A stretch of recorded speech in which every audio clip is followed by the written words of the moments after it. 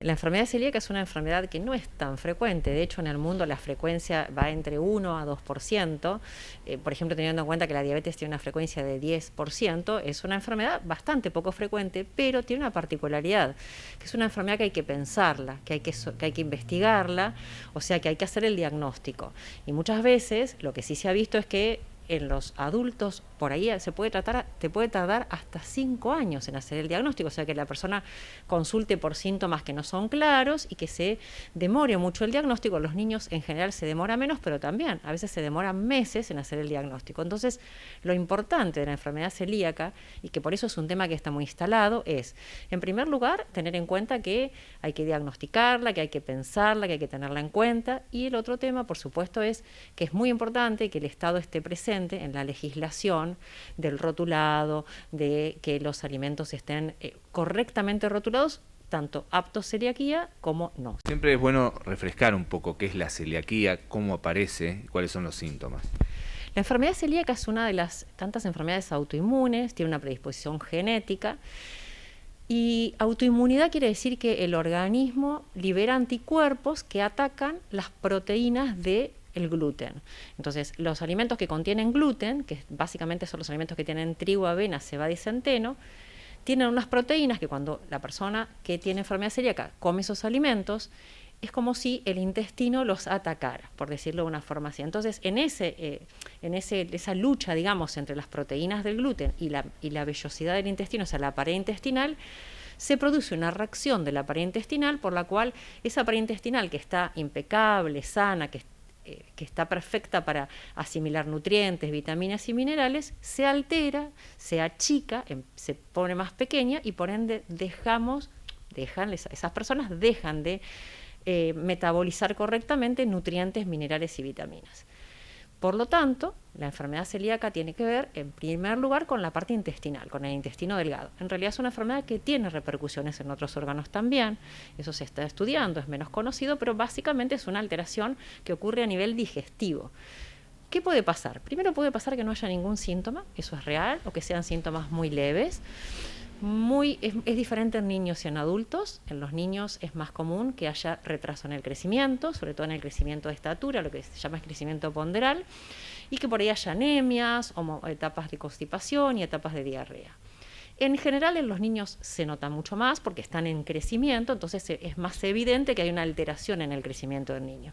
En el adulto es más complicado a veces hacer el diagnóstico, muchas veces es muy claro porque hay anemia en primer lugar, porque se altera la absorción del hierro de los alimentos, entonces comienza a aparecer una anemia, y episodios de diarrea y de constipación o de intolerancia alimentaria, o que después de comer hay mucha distensión intestinal. El diagnóstico se hace con análisis, donde uno evalúa esos anticuerpos, que son los que nuestro organismo, digamos, forma para atacar el gluten. Y en el caso de que los anticuerpos estén positivos, se complementa el diagnóstico con una endoscopía, que es un estudio donde se mete un tubito a nivel intestinal y en intestino delgado se toman muestras de biopsia para ver cómo está esa pared intestinal de alterada. A partir de ahí se hace el diagnóstico de enfermedad celíaca. ¿Hay grados de celiaquía? A ver, hay grados de celiaquía, en realidad más que nada es cuando se hace el diagnóstico, porque hay pacientes que por ahí tienen un diagnóstico de celiaquía muchos meses después y tienen una alteración muy importante. Es una enfermedad en la cual, excepto que se haga el diagnóstico muy tardíamente y que el intestino esté muy lesionado, se revierte completamente, como lo que pasó alimentándose correctamente. Ahí hay una cuestión que es, en general, la gente que tiene enfermedad celíaca consulta en la página del Ministerio de Salud o consulta con ACELA para ver las listas de alimentos. El tema es que la lista es larga y permanentemente cambiante. A ver, legalmente es importante que todos los rotulados, cuando algo es apto o no apto celíaco, esté puesto, pero eso tiene un costo. O sea, poner el rótulo de sin TAC tiene un costo. Entonces también hay que tener en cuenta que a veces empresas chicas de alimentos pueden tener alimentos aptos celíacos y que no lo digan en el logo.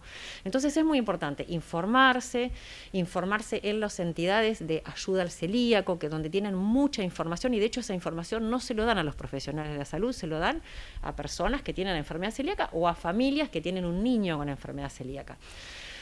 La alimentación de la enfermedad celíaca no es complicada, una vez que el paciente la conoce, la lleva adelante bien y siempre se adapta al entorno familiar. Por ahí tiene lo más complicado, que es lo social. Pero es muy importante la consulta con el médico, al menos anual, para ver que digamos que todo lo que esto que se puede ocurrir de tener anemias, que esté todo bien, porque cuando hacemos un análisis, cuando controlamos al paciente con enfermedad celíaca y está todo en orden, quiere decir que esa persona está haciendo bien su tratamiento alimentario y por ende el intestino trabaja absolutamente bien. Hay una cuestión que tiene que ver con el origen de la enfermedad. Algunas investigaciones hablan de la posibilidad de una posible intromisión de lo que se llama pesticidas, que puede generar algún trastorno de esta característica. Bueno, ahí es un tema bastante más complejo de tener en claro. En primer lugar, la enfermedad celíaca tiene una base genética. Es una enfermedad que tiene una base genética, tiene una predisposición genética. No va a tener enfermedad celíaca que no tiene una predisposición genética. Después, sobre una predisposición genética, sí puede haber muchas sustancias que puedan hacer una disrupción genética, que decimos nosotros que es que pueden despertar, entre comillas, una enfermedad genética que por ahí no está activa. Eso sí puede ocurrir. La verdad es que en lo que respecta a pesticidas, órganos fosforados, compuestos químicos tóxicos, mucho se podría investigar. Es muy difícil llevar adelante investigaciones, sobre todo investigaciones a nivel poblacional, muy difícil, excepto en zonas donde hay una contaminación. De todas maneras, siempre hay una base genética. Enfermedades como la diabetes o como la celiaquía, como patologías de tiroides, tienen una base genética siempre.